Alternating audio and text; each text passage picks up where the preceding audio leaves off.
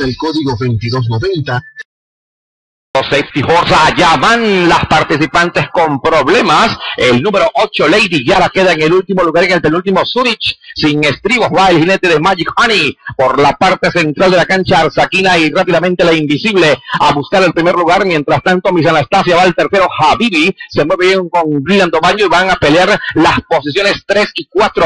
En el sexto puesto se está ubicando Rainblood. Séptima está corriendo por la parte central Water Beach. Después trata de progresar Queen Annie, recuperada con Zurich. En el penúltimo, Magdalicia y Lady Yara a 12 largos. En el último puesto, abren en 24 segundos. Está dominando la Invisible. Brillando Baño presiona con Habibi. En el cuarto, exigida Arzakina ataca para el quinto, Water Beach, y también trata de progresar por el centro de la cancha el ejemplar Rainblood. Cuando vienen a la última curva, está la Invisible dominando.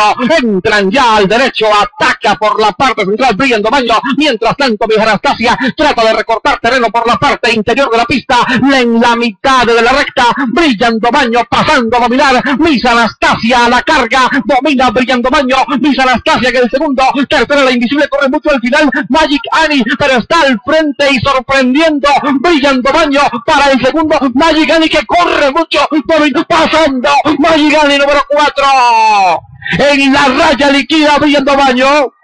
Tercera Miss Anastasia, cuarta la Invisible, quinta Arzakina.